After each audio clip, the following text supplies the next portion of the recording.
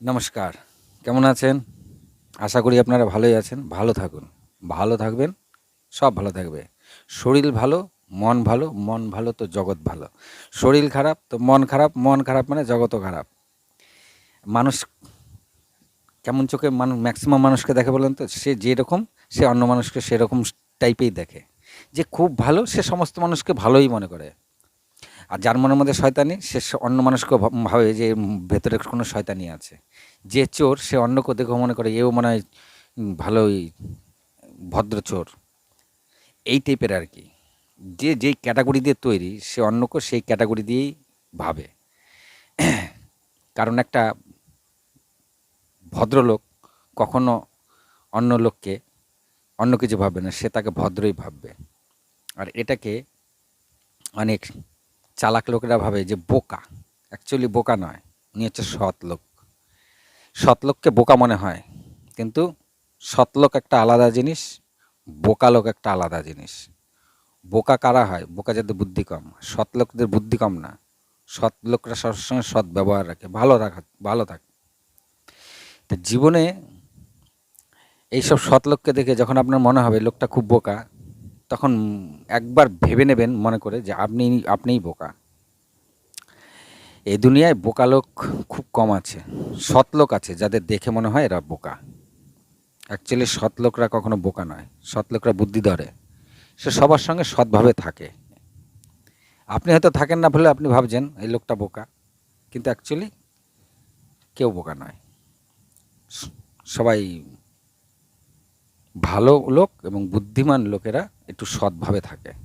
যারা ধর্ম নিয়ে থাকে তারা দেখবেন একটুখানি মাথা নত করে থাকে, একটু চুপচাপ থাকে, কথা কম বলে। আর আপনি ভাবেন হ্যাঁ গাধা।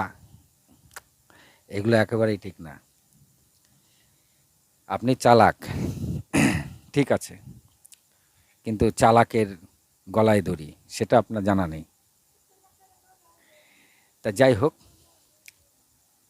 যদা যদা ই ধর্মস্য গ্লানে ভবতি ভারত আবুদ্ধানং আবুত্থানং অধর্মস্য তদাত্মানং সৃজাম্যহম পরিত্রাণায় সাধুনাম বিনাশায় চতুষ্কৃতম ধর্ম সংস্থাপনাধ্যায় সম্ভবামি যুগে যুগে। এখানে ধর্মের কথা বলা হয়েছে, কিন্তু কোন ধর্ম কিছু বলা হয়নি। জিনিসটা ভাববেন। যখন যখন ধর্ম নষ্ট হয়ে যায় তখন তখন ধর্ম ঠিকঠাক করার জন্য আমাদের প্রভু এসে অবতার গ্রহণ করেন। এরকম 24 অবতার আছে, তার মধ্যে মুখ্য 10 অবতার।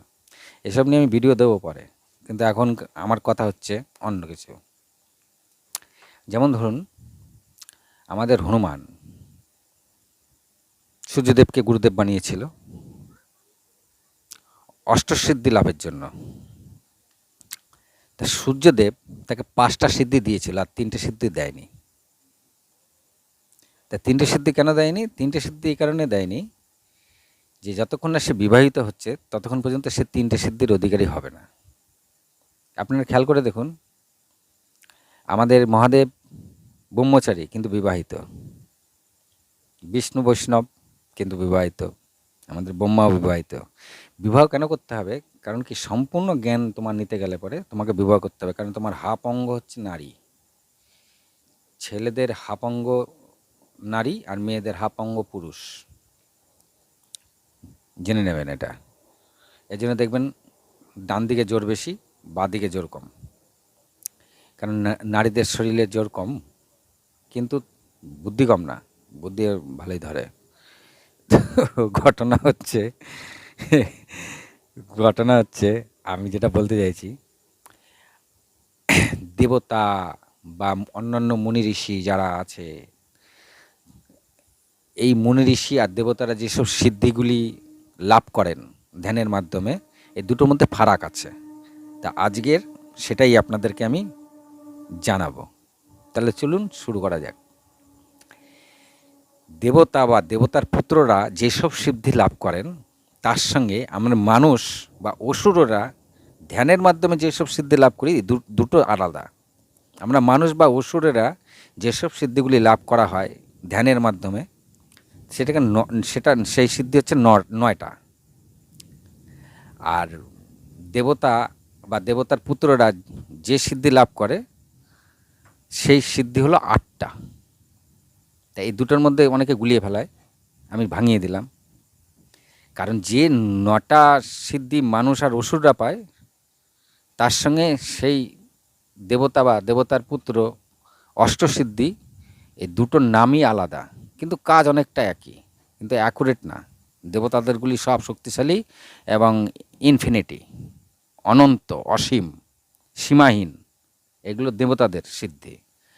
আর অসুর বা মানুষদের যেসব সিদ্ধিগুলি পায় ওই একই টাইপ, কিন্তু অসীম না, অনন্ত না, সীমাহীন না, এগুলো লিমিটেড আছে।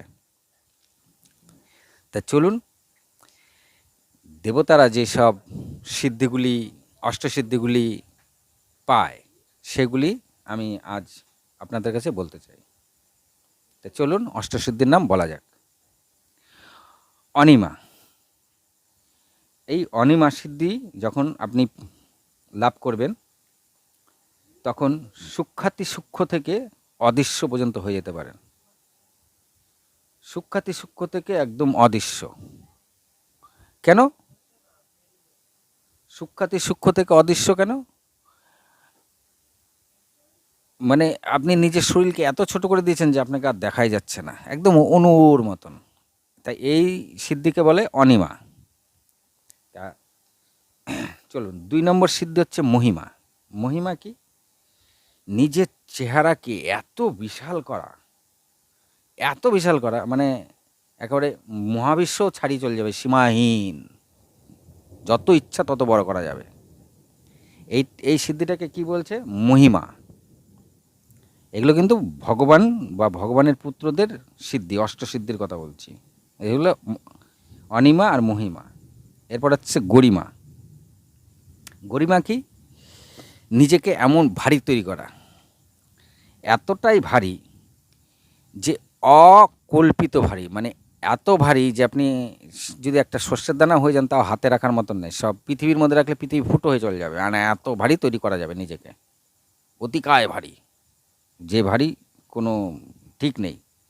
একে, এই সিদ্ধিকে কি বলছে? গরিমা। আচ্ছা, তারপরে সিদ্ধির নাম হচ্ছে লঘিমা। লঘিমা মানে হচ্ছে হালকা হয়ে যাওয়া। আপনি নিজেকে এত হালকা করে দিচ্ছেন যে আপনি বায়ুর মধ্যে ভেসে থাকতে পারছেন, কোনো অসুবিধা নেই। আর এত হালকা আপনি যে কোনো অন্তরিক্ষে যে কোনো জায়গায় চলে যেতে পারবেন, এতটাই হালকা। তো এই সিদ্ধির নাম বলছে লঘিমা। 4 নম্বর হয়ে গেল। 5 নম্বর সিদ্ধি কি? প্রাপ্তি। প্রাপ্তি সিদ্ধিতে কি পাওয়া যাচ্ছে?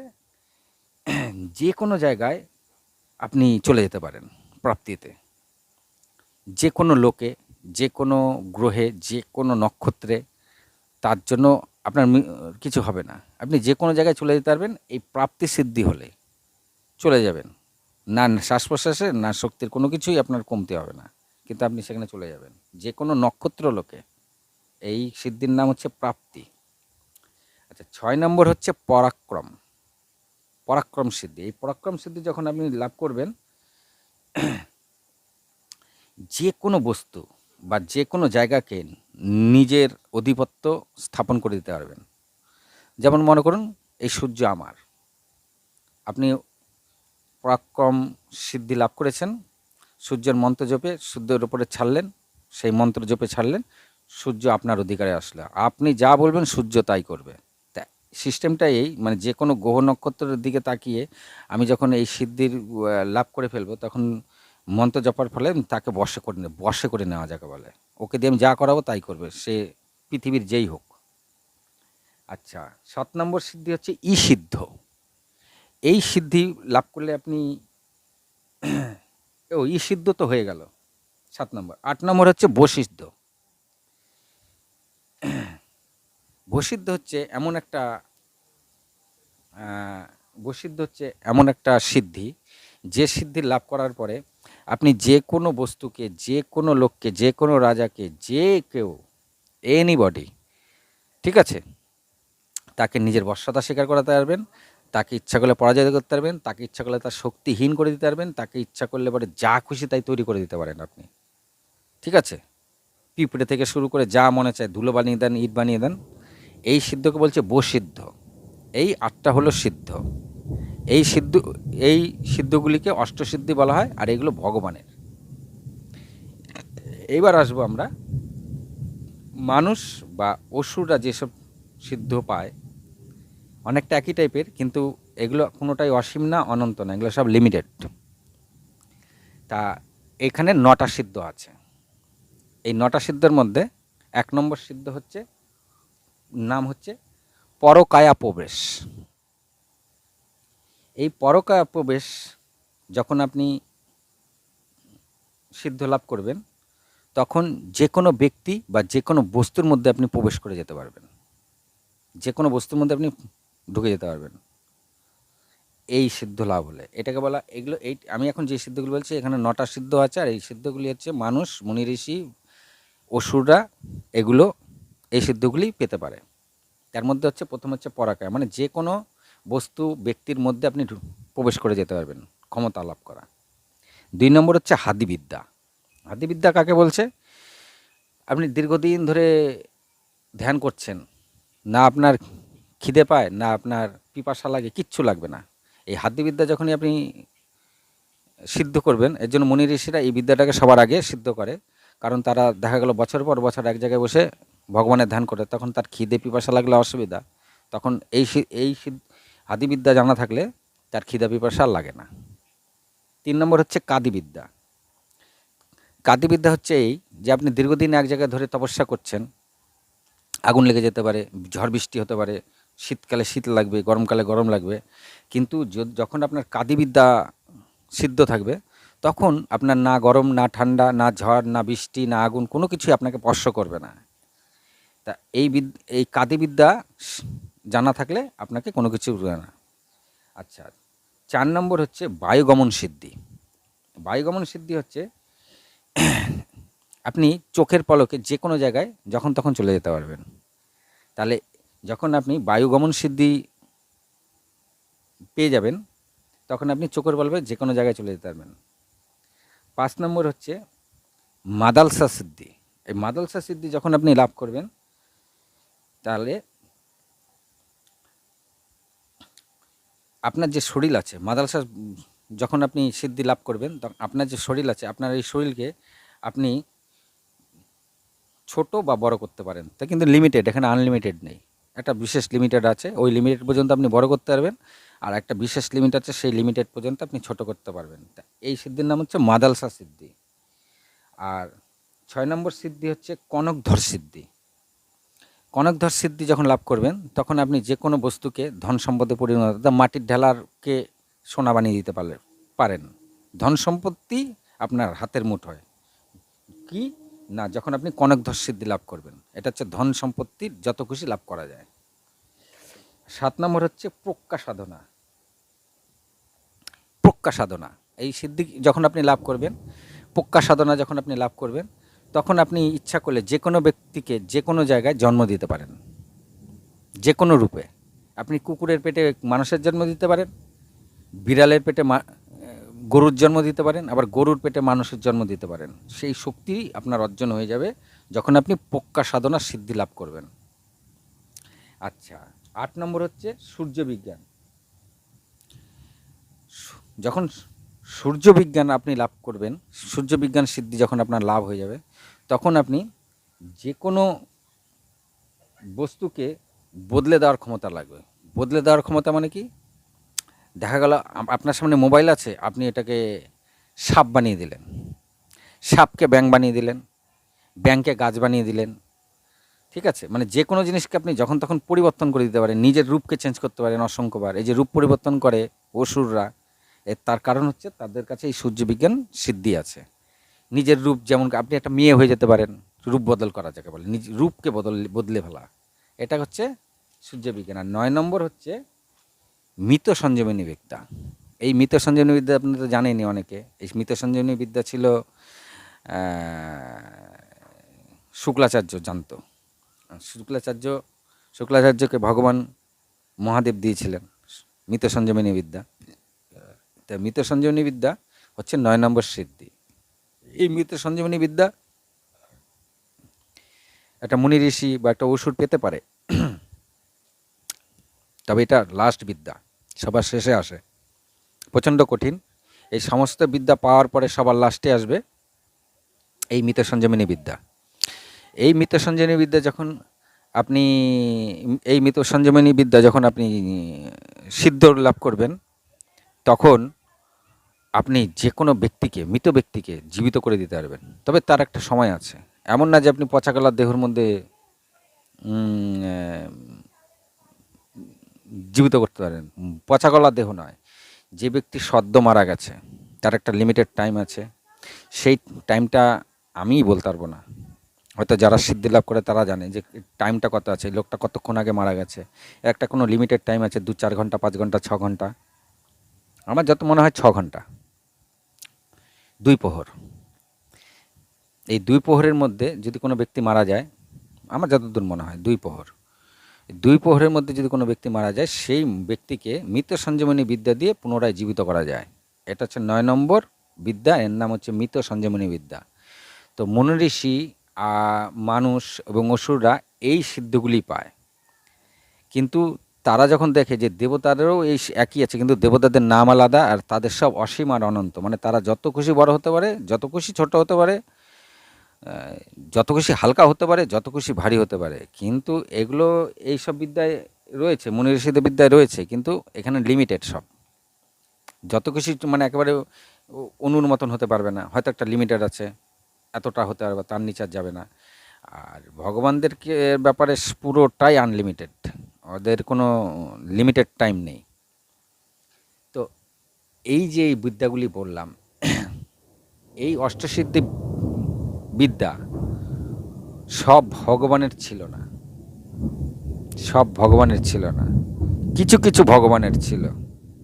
কিছু কিছু ভগবান তাদের এই বিদ্যাগুলি পেয়েছিলেন। হনুমান, সূর্য, আমাদের বিষ্ণুদেব, মহাদেব, কিছু কিছু লোকের অষ্টসিদ্ধি ছিল, সবার কিন্তু ছিল না। ইন্দ্রও তো মনে হয় অষ্টসিদ্ধি লাভ করতে পারেনি। অষ্টসিদ্ধি সবাই লাভ করতে পারে না। তাহলে কি এর দুরুপয়োগ করবে, মানে একটা বাজে উপয়োগ করবে, মানে একটা খারাপ লোকের কাছে যদি একটা অলৌকিক জিনিস চলে যায়, সে সেটার খারাপ উদ্দেশ্যেই তাকে ব্যবহার করবে, ভালো উদ্দেশ্যে ব্যবহার করবে না। আর একটা যদি সঠিক লোকের কাছে সঠিক শক্তি থাকে, সে সেটাকে সঠিকভাবে ব্যবহার করবে।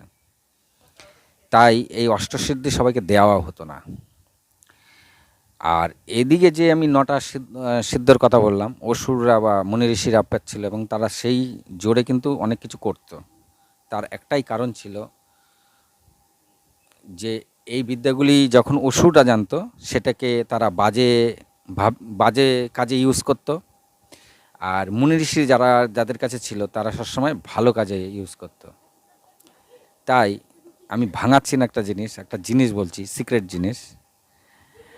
আমাদের হিন্দু শাস্ত্রে আমরা একটা জিনিস পাই, সেটা হচ্ছে এই হিন্দু শাস্ত্রে হিন্দুরা কিন্তু সৃষ্টি করে, আর একটা ধর্ম আছে তারা ধ্বংস করে। সেটা সত্যযুগের থেকেই ছিল, আমি ভাঙাচ্ছি না কিছু, সত্যযুগ থেকেই ছিল। হিন্দু ধর্মের যত শাস্ত্রে যত কথা আছে, এরা সৃষ্টি করে গেছে, এইটা সৃষ্টি করেছে, ওটা সৃষ্টি করেছে, এটা করেছে, ওটা করেছে। আর একটা ধর্ম ছিল, তারা খালি ধ্বংস করে গেছে। যেমন হিরণ্যকশিপুর সময়, হিরণ্যকশিপু যখন রাজ্য চালাতো, তার রাজ্য সমস্ত বিষ্ণু মন্দির ভেঙে দেওয়া হয়েছিল। তখন তারই স্ত্রীর গর্ভে প্রহ্লাদ জন্মগ্রহণ করে। সে আবার ছিল চরম বিষ্ণু ভক্ত, তাকে তো মারতেই পারেনি হিরণ্যকশিপু। তা এইসব অনেক আগে থেকেই হয়ে আসছে, এখন নতুন নয়। আমরা এখন ধর্মের থেকে অনেক দূরে আছি। আমাদের তো গুরুকুলকে নষ্ট করে দেওয়া হয়েছে, গুরুকুল নষ্ট করে ইস্যুকুল তৈরি করা হয়েছে। গুরু আর নেই, এখন ইস্যু হয়ে গেছে, ইস্যুকুল। ইস্যুকুলকে তো এখন স্কুল বলে। অ্যাকচুয়ালি স্কুল কথাটা কোন শব্দ থেকে এসছে এখন অনেকে জানে না। এটা ইস্যুকুল থেকে স্কুল এসছে কথাটা। আর ইস্যুকুল কেন হলো, অন্য কোনো নাম দিল না কেন? কারণ তারা ভেঙেছিল গুরুকুল, একটা করে গুরুকুল ভেঙেছে আর নাম দিয়েছে ইস্যুকুল। যে এরা ইস্যুকুলের লোক, গুরুকুলের লোক নয়, মানে হিন্দু ধর্মের লোক না, আমাদের লোক, ইস্যুর লোক। তা যাই হোক, আমি শাস্ত্রে যেটুক পাই আমি তো দিয়ে যাবো এখন সব ভিডিওতে। এই একটা ভিডিওতে এত কিছু বললে হবে না। আমি এখানে খালি একটা কথা বলতে চাই যে আমাদের মধ্যে সব সৃষ্টিকর্তা বেশি আছে, মানে সবাই সৃষ্টি করেন, আর একটা কমিউনিটি আছে ধ্বংস করেন। তেমন আমাদের শাস্ত্রেই বলা আছে, ব্রাহ্মণ থেকে শুরু করে যত সনাতনীরা এসছে সব ব্রহ্মার সামনে থেকে এসছে। আর ধর্ম অধর্ম, হিংসা, যন্ত্রণা, অহংকার, পাপি তাপি সব ব্রহ্মার পেছন দিক থেকে জন্ম নিয়েছে। তা আজকে এই পর্যন্তই। পরে এগুলো একটু একটু একটু করে ভেঙে ভেঙে বলবো, একবারে বললে পরে ভিডিও হয়ে যাবে বড়। আপনারা এমনি ভিডিও দেখেন না, হরে কৃষ্ণ, বড় বড় ভিডিও বানিয়ে কোনো লাভ আছে? ওই জন্য বেশি না বলে আবার অন্য একটা ভিডিওতে একটুখানি দেবোক্ষণ। তা আজকে এই পর্যন্তই। খুব ভালো থাকবেন। নমস্কার। ভালো থাকুন, সুখে থাকুন।